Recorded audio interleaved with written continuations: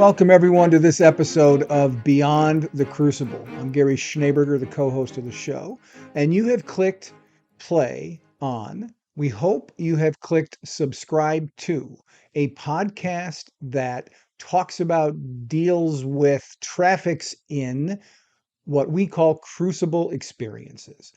Crucible experiences are those things that happen in life. Sometimes they happen to us, sometimes they happen because of us. But what distinguishes them, what makes them all in the same cloud, is that they are painful. They are traumas, tragedies, setbacks, failures, those things that feel like they knock the wind out of your lungs. They truly feel like, and often do, change the trajectory of your life. But we got good news for you. We talk about those things on Beyond the Crucible, not so we can build a virtual campfire and hang around and swap war stories and sing songs and roast marshmallows, virtual marshmallows. We do it so that we can offer hope and healing for folks like you, maybe, who have been through a crucible. We talk about how to move, like the show's title says, beyond your crucible. Now, often, we do that with guests. 3 times a month, in fact, we do that with guests. But one time a month, we, being me, the co host, and the host of the show, Warwick Fairfax, get together and discuss some elements of bouncing back from your crucible that we think are pertinent to how indeed you do that. And I mentioned his name. He is Warwick Fairfax, the founder of Crucible Leadership. He's also the author of the not so long ago released book, Crucible Leadership, Embrace Your Trials to Lead a Life of Significance. Here it is right here. You'll see it's all marked up. It says working copy on it because this is my working copy. Warwick, welcome to this episode of the show. Thank you so much, Gary. Very much looking forward to I know you're looking forward to this one it. because it's about one of your favorite subjects, because I hear you talk about it all the time when we're recording a podcast and when we're not. And listener, that is, we are talking today about authenticity, specifically about the importance of authenticity in moving beyond your crucible, getting through your crucible, surviving your crucible. Authenticity, if you plotted a roadmap along your crucible experience, authenticity would show up as a necessary flag, a pin in a lot of places along that journey. And Warwick, as we get going here, one of the things I thought was interesting about, and I hadn't thought about this before, but authenticity is both hard when you're coming out of a crucible. It's also essential in order to come out of a crucible. And that's, when you think about it, to be said of a lot of things that we talk about here, right? About humility, about vision, all those things. Vision's hard, but it's important, it's essential. But landing here, this is, I know, a particularly important subject to you, near and dear to your heart, authenticity. Why is that? Why is authenticity maybe not your favorite aspect of moving beyond your crucible, but I know it's one that you talk about quite a bit. I think in a way, the world wants us to be somebody else, to be inauthentic. And we tend to be pulled into wanting to please others, to put on a mask, to be scared of who we are. And, we'll talk a lot more about that. But when you're coming out of a crucible, it's especially tough because you might feel like whether it was setback, failure, maybe something terrible was done to you, the last thing you want to do is be yourself. You might feel ashamed of yourself, embarrassed about yourself. And so the whole concept of being authentic, it's almost the hardest time is when you've gone through a crucible, you want to hide. The real you is in pieces, is broken, typically in the depths of the pit of your crucible. So it's hard anyway, but in a crucible, it's really, really hard. Yeah. And it's interesting. Here's a trivia fact, listener, that you may not know. You probably don't know because I'm not sure we mentioned it in the 90 episodes that have come before this. But Your book, Crucible Leadership, Embrace Your Trials to Lead a Life of Significance, had a working title in your mind at one point. What was that working title? It was Authentic Leadership. Back in, as listeners know, 2008, I gave a short message in church, some illustration, and somehow what I shared about my story and lessons learned made folks think, gosh, we want to hear more about this story. And so I started writing the book. And so this notion of being authentic, there's another book called Authentic Leadership that's more of a scholarly business work, but yeah, that notion of authenticity, really was one of the core pieces of why I wanted to write this book. Right, which is why, as we're kind of looking to pull apart the book a little bit now that the book is out, as we do the podcast, that's one of the reasons why we landed on authenticity as sort of the first subject that we talk about that comes from the book, because it was so important to you. You almost named the book that, even before you had kind of gotten your hands around the idea of moving beyond your crucible. You were talking about the importance of authenticity. So we've got a.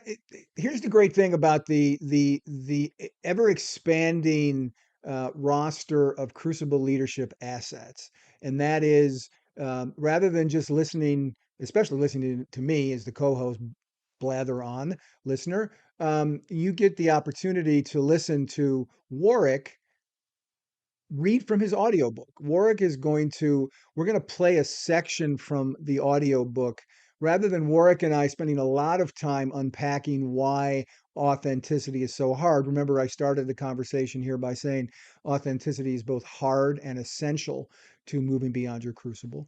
There's a section in Warwick's chapter 3 of Warwick's book that's called "Why is Authenticity So Hard?" So to really kick off the conversation, if you're listening on a podcast app and there's no video involved, you're going to hear in a moment, we're going to play an excerpt from the audiobook of Crucible Leadership. If you are with us on YouTube and you can see me moving my hand when I talk, you will hear Warwick's going to read this section from the book now. So here is "Why is Authenticity So Hard?" from Crucible Leadership, Embrace Your Trials to Lead a Life of Significance. Being authentic is one of the scariest and most difficult things you can be. It flies in the face of our culture and conventional thinking. You could even say it flies in the face of conventional business thinking. Marketing teaches us to identify the needs of the target market and then design the product and the communication about it to meet the needs of the consumer. Give the consumers what they want and tell them why that product meets their needs. This may work in marketing products, but not in leading people. People want to know who their leaders really are. Being authentic is one of the biggest gifts you can give to yourself and to other people. Simply put, you cannot lead if you are not yourself. People do not want to follow inauthentic leaders. However, being authentic, being truly you, takes courage. It is one thing to be rejected while you're wearing a mask. In that case, people are not really rejecting you, they are rejecting your mask. Putting on a mask is safe. You can craft a mask that appeals to the broadest possible group of people. Do people want you to be outgoing? Then you can be outgoing. Do they want you to be witty and intelligent? Then you can be witty and intelligent. Whatever role is called for, you can play. All it requires is a bit of training, perhaps the right degrees, and observations of people who have the characteristics you desire, and you can be whoever you want to be. But when you are so concerned about being who your target audience wants you to be, or who you think they want you to be, you forget who you really are. Consider politics. Candidates poll test what the hottest issues are for a given election cycle. Then they appear to know what they are talking about on those issues. This strategy sends the message that real solutions are not as important as appearing to be knowledgeable, credible, and understanding. So whether it is healthcare, energy, the economy, foreign affairs, or the great social issues, candidates try to appear knowledgeable and compassionate. Above all, they want to be more knowledgeable and compassionate than their rivals. But many, if not most, avoid authenticity. As Jack Nicholson famously said in the movie A Few Good Men, you can't handle the truth. Can you imagine a candidate telling the public what he or she thought the important issues were, even if they were not even among the top 10 issues their pollsters said people were concerned about? It's the ultimate taboo, telling the public not what you think they want to hear, but what you believe they need to hear, and being yourself as you do. Maybe your pollsters are telling you that the public wants you to be compassionate and empathetic, but you are more of a tough, no-nonsense, tell-it-all-like-it-is kind of person. The pollsters tell you that if you have to deliver painful medicine, i.e. the truth, say it in a way the public wants you to say it. Don't be yourself when delivering the bad news. The point here is not that cold and gruff wins, or that being compassionate and understanding is bad, nor that it is wrong to try to be compassionate. It is you have to be yourself and do what you believe. That is the hallmark of authenticity. Simply put, it is being who you are rather than who you are not. You might be thinking, okay, I buy the fact you need to advocate for what you believe in and be yourself, not some other person. So what's next? The problem is that being yourself and advocating for what you believe in is more difficult than you think. Who do you know who stands up for what they believe in, no matter what anyone thinks, and who are truly themselves without a thought of putting on airs or a mask? Think of your friends, your co-workers, and your family. Think of people in the public eye, politicians, entertainers, or people in the media. Think of people in history. How many people can you think of? It is difficult for most of us to come up with more than a handful. Authenticity in leadership is rare. The higher you go in the economic and social spectrum, the harder it is to find authentic leaders. It is easy to criticize leaders for being phony. That is certainly my tendency. And though I may be more sensitive to this than some others because of my background, I believe this is a common experience. The challenge is that as a person rises in leadership, the temptation emerges to put on airs and be who others want them to be, or be the right kind of person to fit in or to get ahead. It is like a virus that creeps up and infects a person. How many times do we read about people who have been changed by success or a rise to prominence? They ditch their friends from the old neighborhood. Those people simply wouldn't fit in, they tell themselves. They wouldn't feel comfortable in these circles. They acquire the trappings of power and success, the large house, the nice cars, and of course, the right friends. People who are comfortable with the house, the cars, and their new status. Not only do they have these designer friends, but they also may have designer wives. While there may be designer husbands, it seems to be all too common for a man to make it and then ditch his wife for the younger model who he believes can better showcase the fine clothes and jewelry he can now afford. It is easy to look down on all of this and condemn those who rise to economic and social power, seeing how their souls corroded and how they seem to sell out to the lifestyles and values of the rich and famous. However, try being in this situation and withstanding the pressure to conform. I know how tough it is. Why do you know how tough it is? And before you answer that, let me go back to something that you said in that segment from the book. And I didn't notice it before. You said that you're sensitive. You personally are sensitive to not believing people are authentic because of your background. Talk a little bit about the way you grew up and how authenticity played or didn't play into that. Yeah, I mean, I'm trying to remember if it's in this current version of the book because it's been a few versions going back and forth. But there was one version of authenticity chapter in which it said, "I grew up in the world of the inauthentic," and it's sort of a haunting line because. When you grow up, as listeners would know, 150-year-old family media business with newspapers, TV, radio, assets, the equivalent to the New York Times, Washington Post, Wall Street Journal. We grew up in a large house in Sydney, Australia, on the water. My parents had parties for visiting dignitaries, prime ministers, politicians, business leaders, visitors from Hollywood. So we had just some of the elite people in society. My parents and my mother would throw parties for 300 like it was nothing. I mean, these were parties of a scale that when people from Hollywood come to Australia, they'd say, go look up, Lady Mary Fairfax. She'll throw you a party the likes of which you're not used to in Hollywood. That's Right. telling you something. That's saying something. Yeah, Yeah. because I lived and worked in Hollywood for several years, so I know exactly how big a statement that is. And it's really as much the style and all. And that was wonderful. I think that was, tremendous. But some of the people there, they were just so concerned with impressing each other, Oh, I did this big deal and I met Prince so-and-so or Count whoever it was. And, it was just, there was this air of, I've made it, I'm successful, and I know these powerful people.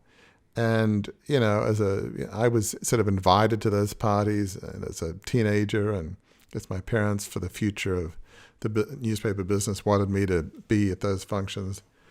And ever since then, I just became allergic to the whole putting on of airs, to inauthenticity, and I've always craved the real, not the phony. Still to this day, I don't have a whole lot of time for people, and a lot of politicians, irrespective of their political party, by definition, tend to put on a mask because that's part of being a politician.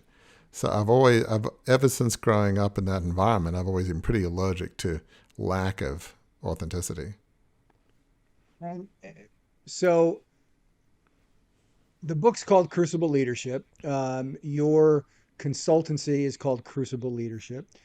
Talk a little bit about how authenticity or lack thereof can lead to crucibles, and on the other hand, can sort of chip away at your leadership. I mean, you said in the segment of the book that we played or you read, depending on how you're consuming this, listener, you said, Warwick, you can't lead if you're not yourself. So how does the idea of authenticity play into both aspects of Crucible Leadership, the Crucible part and the leadership part? Yeah, I mean, I think lack of authenticity, and we'll probably get into this more, is really fundamentally a question of identity. It's this notion that people won't accept the real you, whoever you are. Maybe you grow up in a certain background and you want to put on this polished tone. I know in the UK, they talk about learning how to talk, in the BBC accent, instead of the polished upper crust accent. And that's real, you talk in the wrong accent, at least when I was in college in England in the late 70s, early 80s, it could be a job killer for getting into elite business. Hopefully it's not as bad, but so I get it. I'm not sugarcoating this, but in general, I think, and hopefully it's not as bad in America, but there is the pressure to conform, but by not being yourself, it can sort of erode your sense of self. You don't know who you are, and you're sort of striving to be somebody else. You can, think, okay, I'm going to be happy with the cars and the, wives, because typically there's more than one for, guys that have made it. You just lose your whole sense of self as you're trying to be somebody else. You just wake up in the morning, you look in the mirror, and it's like, I don't know who that is anymore. It's unrecognizable to me. And so by lack of authenticity, there's a pretty good chance you will lose your sense of self, your soul, and whether you start, drinking, substance abuse, other failures, bad stuff's probably going to happen if you try to put on some mask and be somebody that you're not. It's never good to be who you're not, because the soul yearns to be authentic, and you fight your divine design, you fight your soul, that's a good way to lead to depression, anxiety, frustration, misery. It's not good. It's not good. You could see a psychologist. They'll never tell you to be somebody else. It's not a good way for mental or psychological health. So bad things inevitably happen. And it's interesting. You say a lot on the podcast and a lot in Crucible Leadership in general. You say that uh, don't have your identity wrapped up in what you do. Um, it seems to me, as bad as that is, having your identity wrapped up in inauthentically in who you think you are is even worse, I would think, in some ways. Right. I mean, just having your identity wrapped up in who you think you should be, whether it's this cutthroat, taking no prisoners business leaders, or, I mean, I feel sorry for anybody in Hollywood when it's like you've got to have a certain image to, make it and continue to be successful. I mean, that's got to be tough to be authentic in that environment. So it is tough, but it's, you just lose your sense of soul. And so, it's just putting the stake in the ground as I am who I am. Doesn't mean you have to be a jerk. I mean, being authentic doesn't mean ticking everybody off, but it means, that's a whole different podcast, but it just means, being yourself, let's say your best self, if you will, the person you would like, the person you think you should be, your true inner self, not putting on a veil. So it's critical. And, really the other part to your question I think is important is that people want to follow authentic leaders. Young people especially, they want real. They want vulnerable.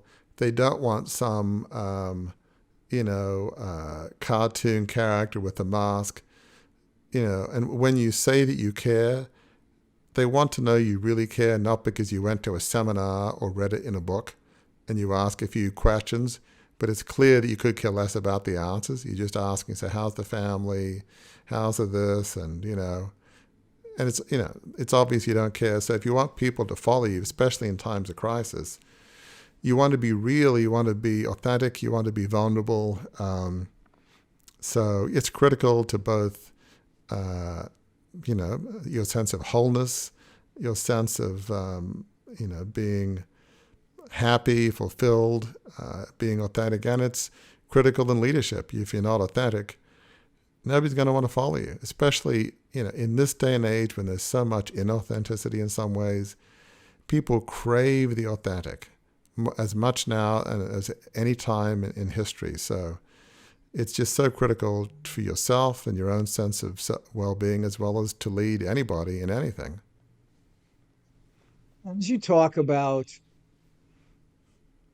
being authentic as a leader, you also have talked many times about, and you said it here, I believe, as well, that when you launched the takeover, um, you were trying to be um, a media baron. You were trying to step into the shoes that were left to you from your great great grandfather up to your dad. You then realized later on that that wasn't who you were, that you were more of a reflective advisor than a take no, prisoners take charge media person. Um, how do you think? I've never asked you this question. Would the Have you ever wondered if the takeover would have gone differently if who you were authentically was that take charge media person, media baron person? Yeah, I mean, if the company had been successful, it would have been tough because I don't know that I ever tried to be someone else. But it's funny, we're talking about masks. There was an article that came out in a Australian magazine. It was sort of the equivalent of the New York Times Sunday magazine, that kind of thing, many years ago during the takeover years. And the headline was "The Man Behind the Mask." And the notion was, since I never gave interviews, who is Warwick? What does he think? He's like inscrutable. It's like, what's really going on inside? And so, Right. I was sort of paranoid about people knowing who I was. It wasn't so much I put on a mask of who I was not. I put on this sort of like this opaque mask in which you couldn't tell what was going on inside. That's sort of a different kind of mask. It's just like not giving interviews, just being neutral, because I was just, really afraid. I was in a position of not wanting to make mistakes. And so I, in a sense, did put on a mask, but it wasn't a mask with another face on it. It was like a mask, just a blank mask with nothing, Yeah. So, it was, And please go ahead. well, I was going to say, and readers can see that picture from that magazine cover, which is included in your book. You have that photograph of the man behind the mask because that was one of the stinging examples of the way the press covered Yeah. everything I mean, I think after that. another aspect of really what you're asking is, in a sense, I was trying to live somebody else's life, and I've talked about this a bit in the book and obviously before. I was trying to live John Fairfax's vision, which was a wonderful vision to have a paper that would be nonpartisan. The original masthead of the paper of the Sydney Morning Herald was "May Whigs call me Tory, Tory call me Whigs," which is basically "Make Liberal call me Conservative, Conservative call me Liberal." That was a wonderful vision, to have a nonpartisan paper that would uplift the then colony of Australia.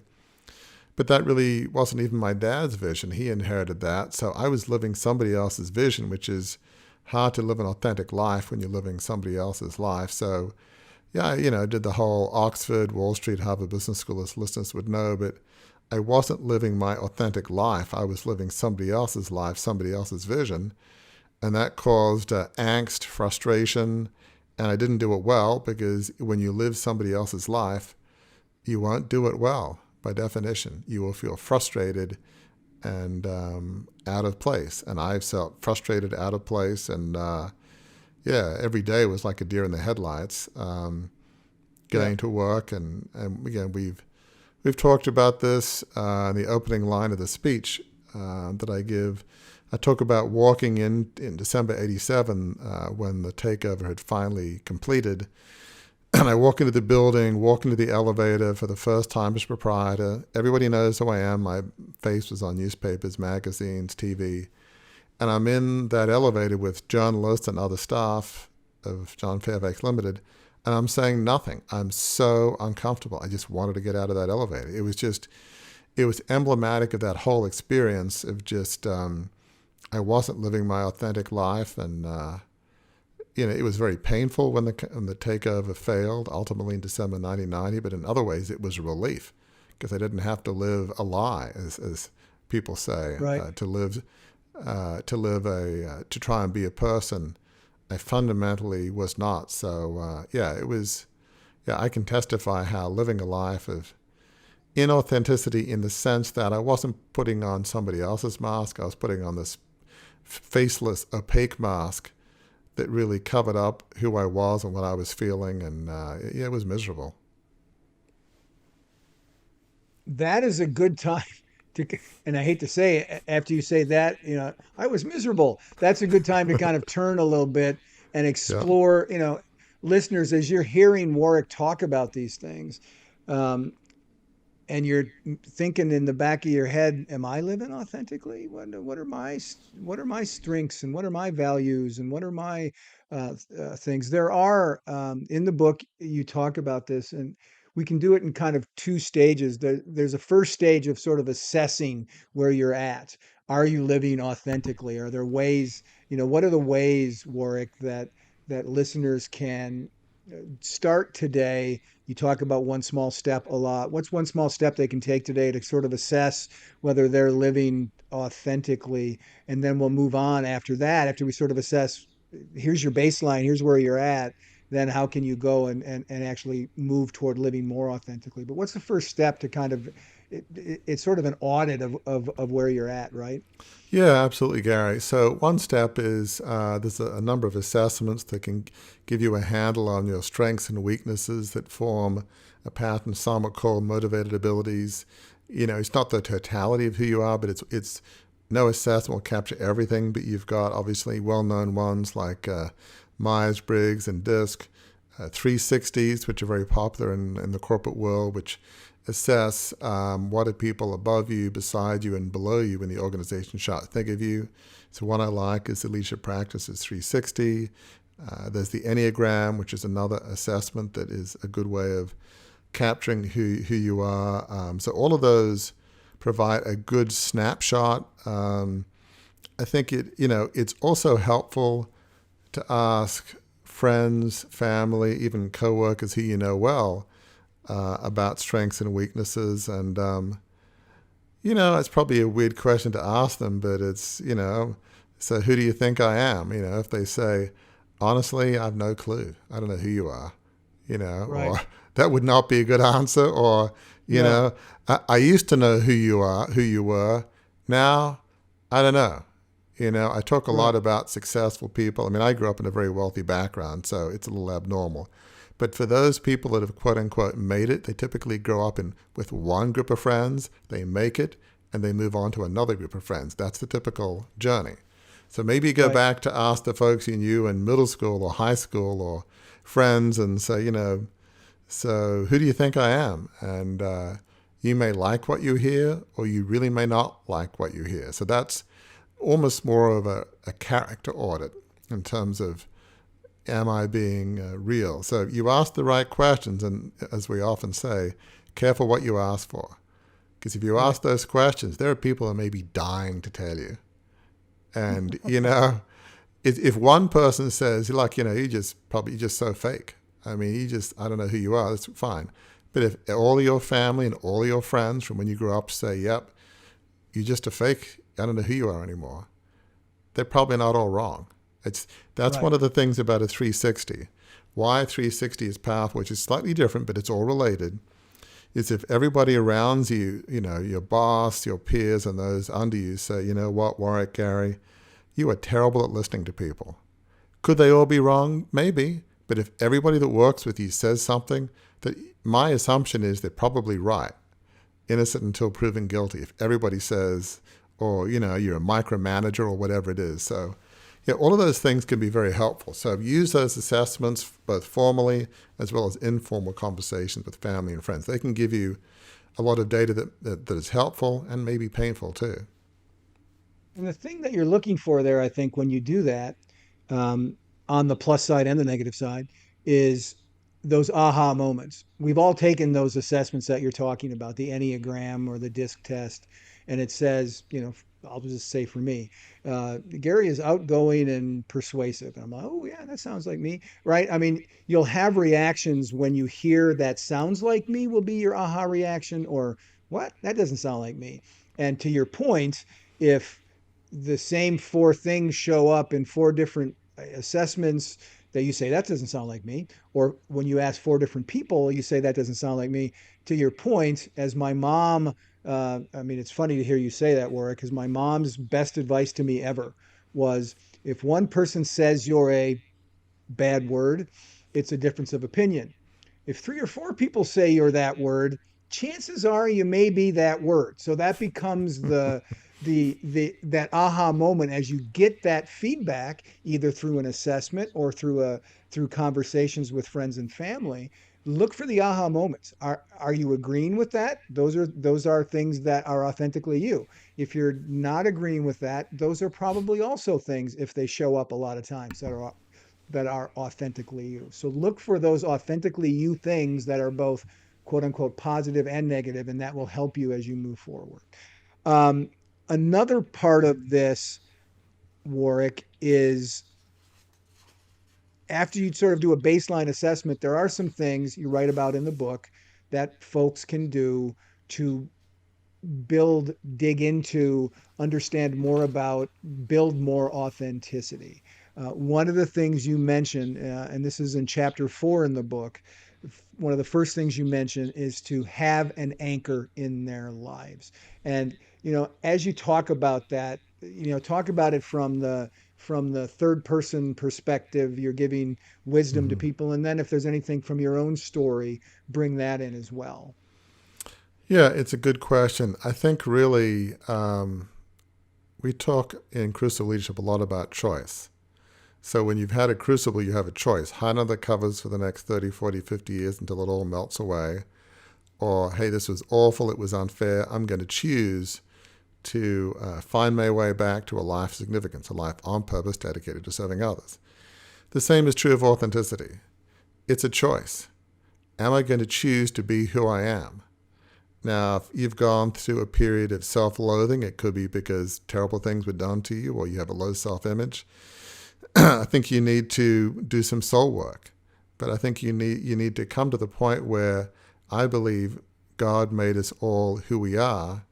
And, Scripture talks about we're beautifully and wonderfully made. So who you are is a beautiful and wonderful thing.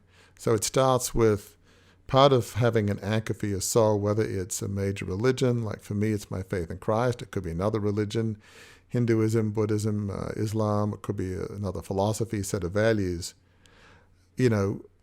Dig deep into your fundamental values and beliefs. And who is whoever God is or the universe, who have they made me to be? And accept that, honor that, cherish that. I don't mean some sort of self-worship thing, but it starts with the choice that I'm going to choose to believe that I am wonderfully and perfectly made, and I'm different than anybody else. And so it's okay to be me. If you can't get to the point where you can say it's okay to be me, then you'll never be authentic, because you won't want to be. You will run from it. No assessment will help those who are consumed with self-loathing, and sometimes there are reasons because of terrible things that have happened to you. So it starts with a choice. I guess for me, I never so much put on this mask of who I wasn't. It was just this opaque thing. And so over time, I've realized it's okay that I'm not some take no prisoners kind of executive.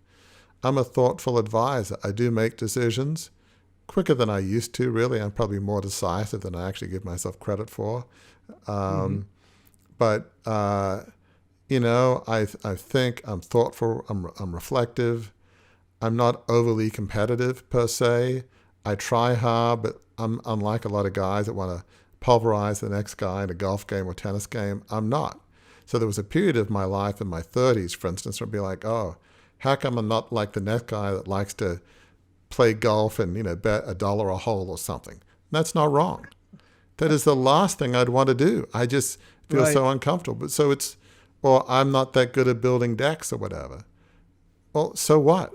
But, not everybody knows how to fix things. But on the other hand, I love talking about history or, faith. I mean, really a whole stack of music. I mean, a stack of different subjects. So it's coming to the point where, it's okay. I don't have, just because I don't have this desire to pulverize somebody else at golf or tennis doesn't mean I'm a bad person. It just means I'm different. It sounds stupid and childish, but we all have those things within us that, we wish we were like the next guy or the other woman, How come I'm not as pretty as that woman or whatever? How come I'm not taller, or how come I'm not thinner, or how come I'm not A or B? I mean, we all have our lists of things, so this whole area of having an anchor, you've just got to make a choice to believe that whoever made you, you are beautifully and wonderfully made. And just because you're different doesn't mean bad. Different, I believe, means beautiful in a sense, from a soul perspective. So that, if you have that anchor, that foundation, you are well on your way to living an authentic life. If you don't have that, you will find it almost impossible to live an authentic life if you're filled with self-loathing and self-hatred, as vast amounts of people are, unfortunately. Yeah. You need to accept those things. And that's where, again, if you go through the assessments, if you go through asking friends and family, take that, weigh that counsel, that feedback seriously, and apply it as it's appropriate to help you as you move forward. The second thing you talk about in the book, about how to sort of dig your way into authenticity, is to find true friends. What do you mean by that? Yeah, I mean, you can find friends who, almost in quotation marks, who just want to pull you down and say, and you always knew you'd fail, or they just kind of don't encourage you to strive for anything. Or you can find, like for the rich and famous, the Hollywood people, for instance, You can find friends who they just want you to be your friends while you're successful. And as soon as you maybe have a few movies that didn't go so well, or maybe you got fired from your CEO slot, they, disappear in a nanosecond. It's like they walk Right. on the other side of the street. I never knew you. Don't know who you are. Gary who? Warwick who? They just don't know who you are. That's pretty soul crushing when you thought that you were your friends, they were your friends. So you want to find people that, are not there to be with the fake you, the inauthentic you. They like the real you, quirks and all. We all have our quirks. That makes us who we are. I would say that makes us beautiful people in the real sense of the word, not the Hollywood sense of the word, Right. the God perspective. So find people that like the real you and encourage you to be the real you and uplift you. And I know that sounds obvious, but there are so many people, like in high school. How often do you hear about, young girls and guys, they're hanging out with the wrong crowd, and if they try to be authentic, they'll say, well, we want you to be who we are, whatever that Right. crowd is, and they encourage you to be not authentic. So it's really critical to surround yourself with people that encourage you to be you, in the best sense of that word. And it doesn't always work out this way. Many times it does work out this way, but I've heard you say this and I've seen it up close as well. For you, one of those people at the apex of the difficulty of your crucible through the first speech you gave about the book a couple weeks ago is your wife, Gail.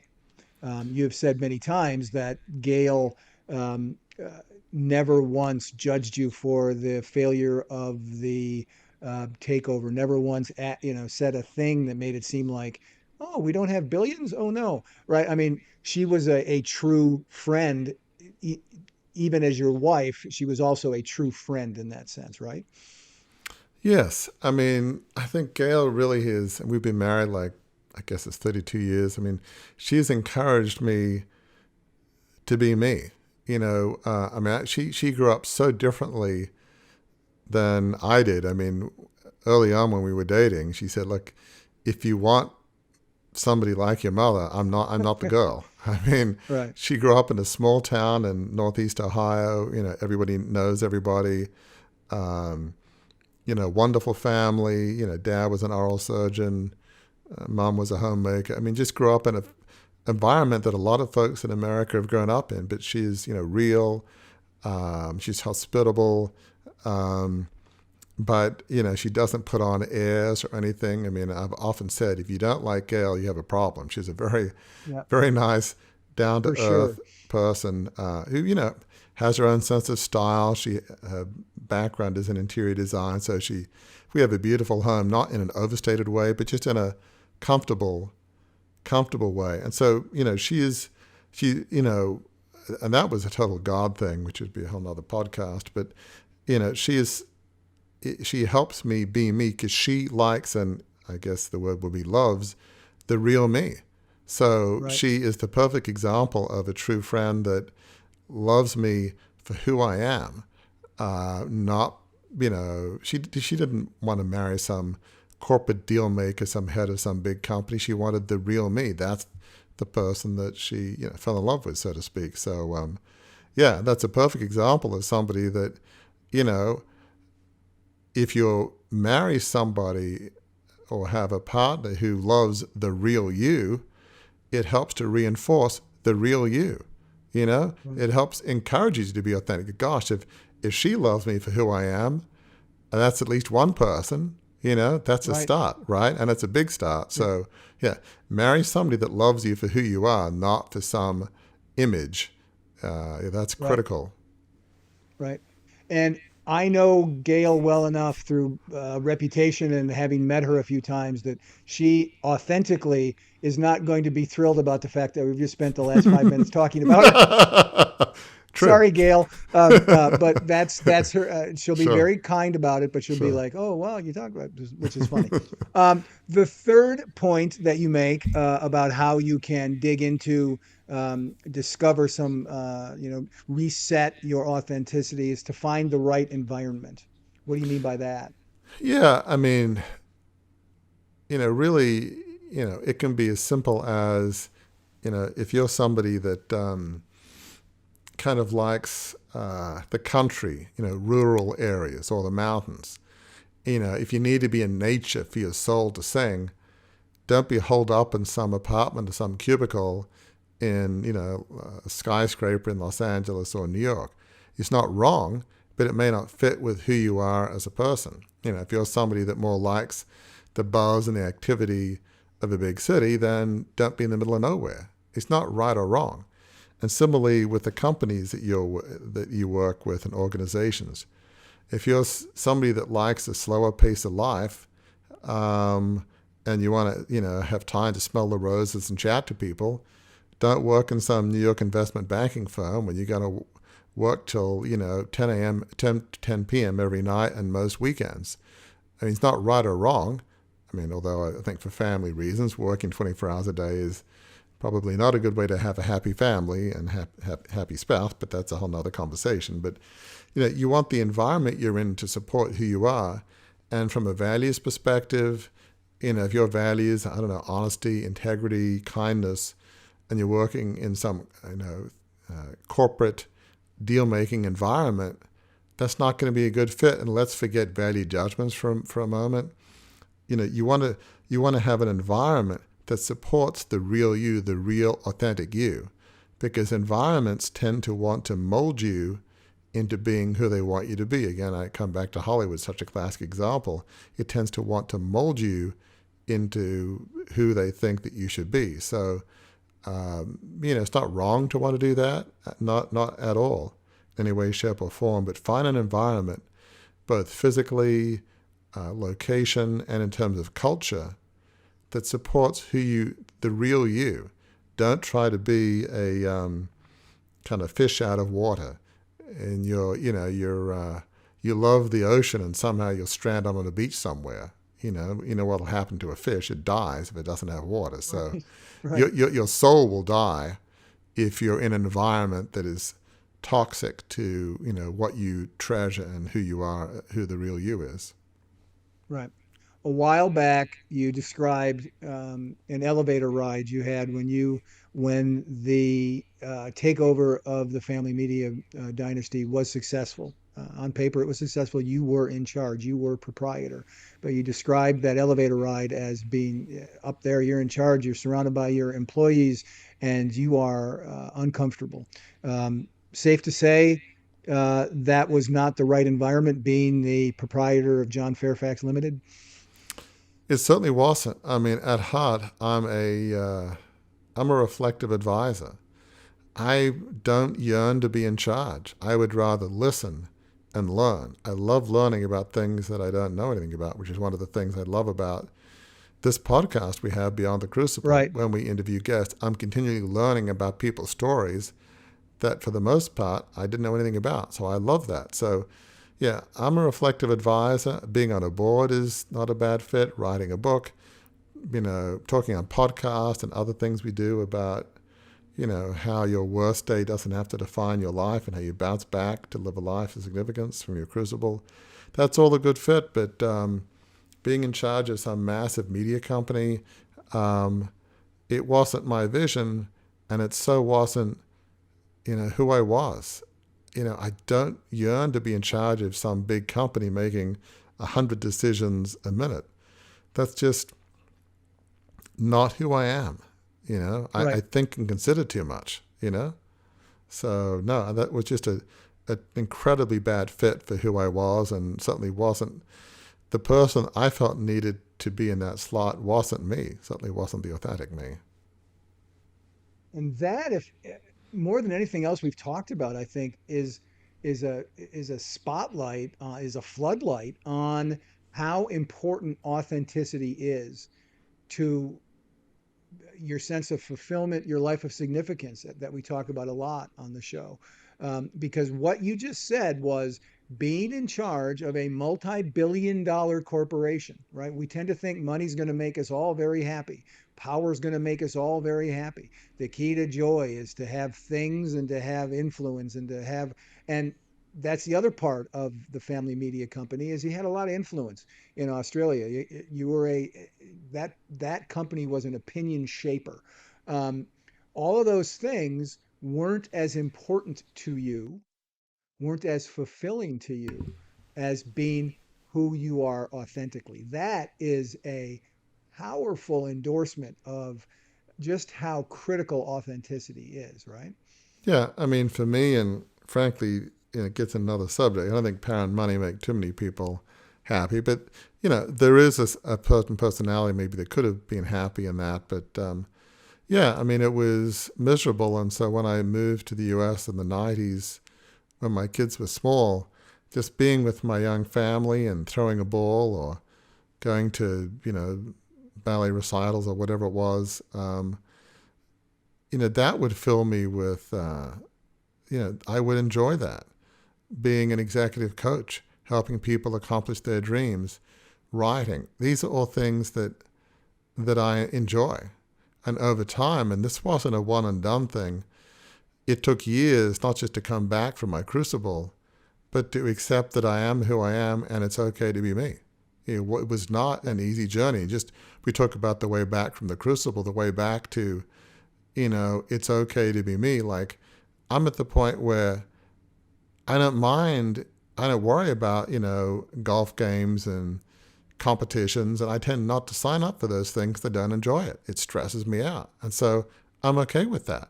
There are other things that I enjoy doing. So the journey to authenticity, a bit like the journey back from a crucible, it can take a while to say it's okay to be me and, take those steps to, it's not self-love, but it does come back to the identity. It's okay to be you. But it just takes a while because most of us don't grow up in an environment where we think it's okay to be me. It's because when you say it's okay to be me, that means by definition you are secure and self-confident in the best sense of the word. And there aren't too many secure and self-confident people in the true soul sense of that word. It's another side of the coin to authenticity. It's a journey to really being willing to be your true authentic self. Yeah, and I know what you mean when you say it's okay to be me, but really it's better than okay to be me, Right. right? It's essential to be you. It's it's the road to significance to be you, right? That's one of the first cobblestones on that road. Yeah. The last of the four things that you talk about and how to kind of build authenticity, to kind of lean into it, is to do what you're good at. And you teased that a little bit. You talked about it kind of, you touched on it when you in this last section about the right environment, but do what you're good at.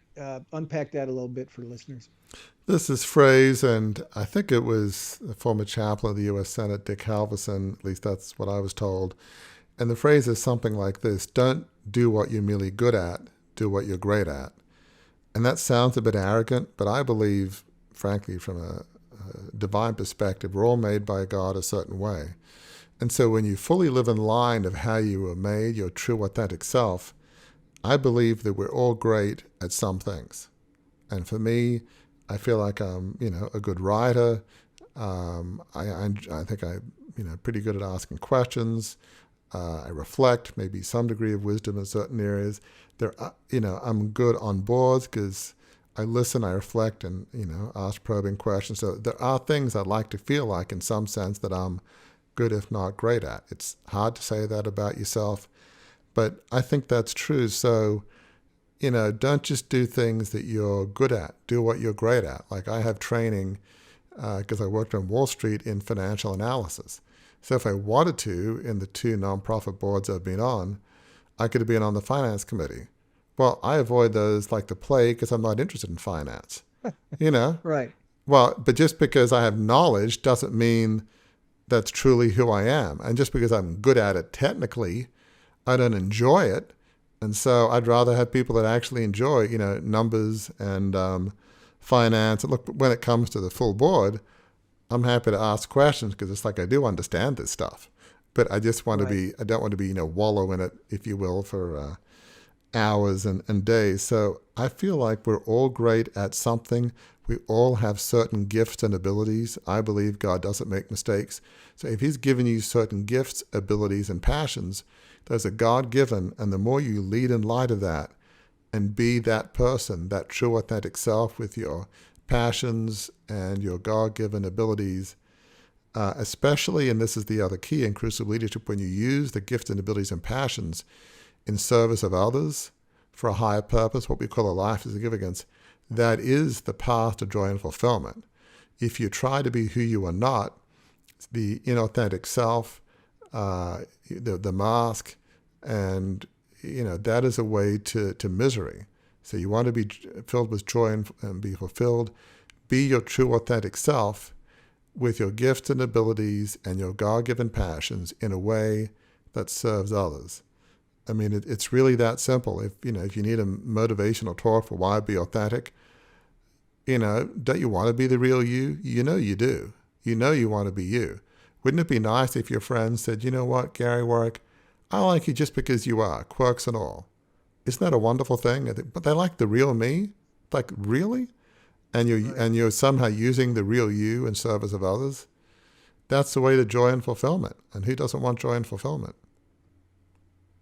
Well, one of the things that is the authentic me as the co-host of the show is to point out when the sound we hear is the captain turning on the fasten seatbelt sign, indicating that we will be landing the plane soon, but not quite yet. We have a little bit more time, listener, to explore this topic, this important topic of why authenticity is so important to both leadership and to moving beyond your crucible.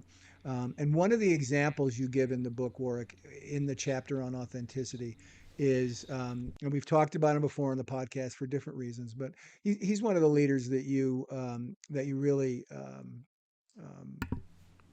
admire. I think that is Abraham Lincoln.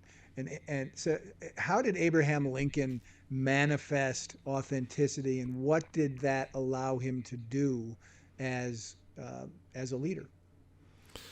Abraham Lincoln, as some would know, is voted by historians as the probably the most famous, but I would say the most respected president in U.S. history. Lincoln was somebody that didn't put on airs, and he became president in I guess around about March, April 1861, as the Civil War was about to begin. And he was from the then backwoods of Illinois. It was considered the West back then. And, he was not particularly well educated in the sense of schooling. He was self-educated. He read a lot of books. He was a country lawyer, doing the rounds in Illinois. And he would just share, even with his cabinet, these homespun stories. Instead of making a point, he would go on for probably 10 or 15 minutes with some story, and these cabinet members' eyes would roll, and here we go, the president's going to give one of his stories again, and off he'd go. But he was who he was. He was authentic. He was probably one of the most self-confident and secure people that's ever been in office, probably by a wide margin. If you said to him, Mr. Lincoln, I think your policy here is wrong, he'd say, well, you're probably right, but tell me why you think that. His presumption is, I'm going to listen to you, and you've got to have evidence. But he was just very authentic, and obviously had other characteristics of just strength and certitude in a time when it was, one of the darkest days in American history with the Civil War. But he was so real. He didn't put on any airs. What you saw is what you got. I mean, he was one of the most authentic people in American history. And, you could see the goodness of his soul, too, which was sort of remarkable. But, he didn't try to be some East Coast fancy person. He Right. grew up in a small, log cabin, so to speak. his folklore in a sense tells us, he was very authentic. And okay, he wasn't some fancy, sophisticated East Coast person. He didn't care. He was who he was. And initially, some of those East Coast elite people looked down on him, no question. But over time, including his own cabinet, who most of them were his rivals through the Republican nomination, but over time, they began to see the real Abraham Lincoln, the authentic Abraham Lincoln, was a great man, was a great person. So he won them over. But initially, they just said, who is this guy? Where's he from? Illinois, which is way out west. Yeah, but it takes courage to be authentic, and he had certainly plenty of courage. That is an excellent way to land the plane. I think it takes courage to be authentic. I mean, if you had to summarize what it is that we've talked about here, right? It takes courage to be authentic. It takes courage to stand up and say, yes, I'm a guy, and a guy stereotypically is supposed to know how to fix cars, and I'm with you. I mean, my way of fixing cars is to say, how much is that? And then I write a check. Right. Right. I mean, that's the way that I do those things. It takes courage to be authentic, and you can build that courage muscle by doing some of the things that we've talked about on the show today, right? Yeah, I think it starts with identity. If you're a person of faith, yeah, think of it this way, or even if you're not a person of faith, God loves you for who you are, warts and all. Doesn't mean if there are things you need to make right in your life and stop hurting people, doesn't mean you don't have to fix some of those things. It's got nothing to do with authenticity. But the fundamental person that you are, God loves you because of who you are. Hopefully you have a spouse or some friends and family that love you for who you are, and they know the real you. So it really starts with saying, God loves me for who I am. Hopefully I have some friends and a spouse, a partner who love me for who I am.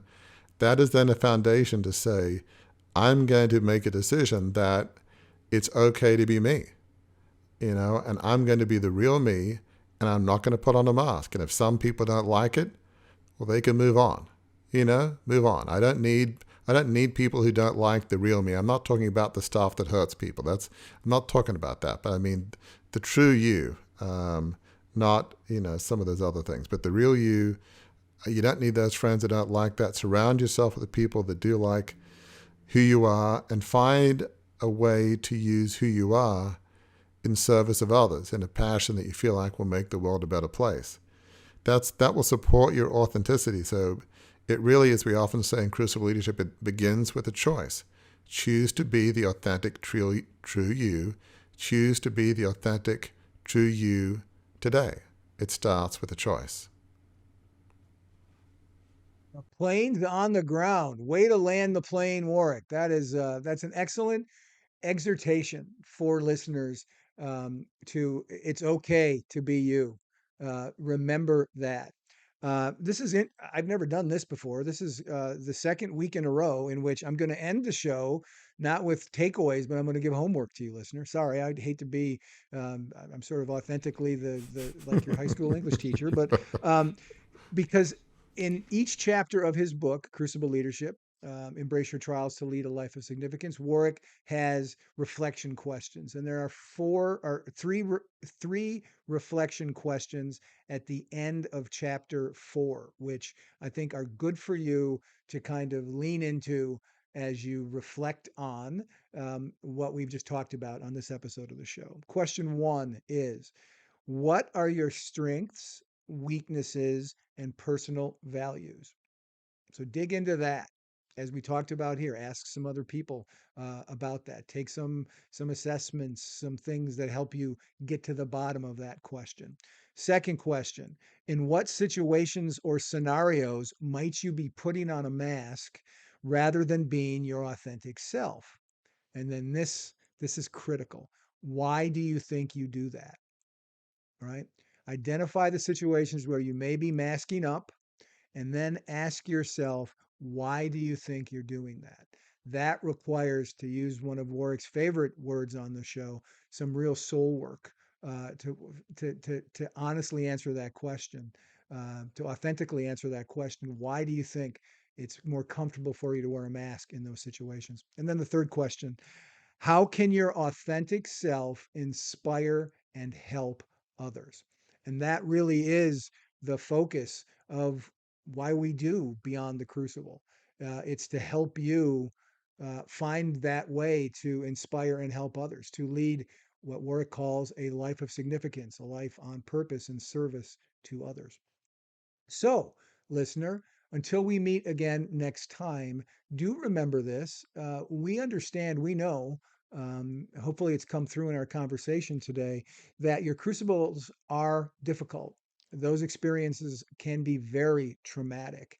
But we also know this to be true. They are not the end of your story. In fact, they can be the start of an entirely new story that can be the best story of your life. Your worst day of your life can turn into the best day of your life because as you learn the lessons from that trauma and tragedy and setback and failure and apply them to your life and move forward, the destination that you reach is a life of significance.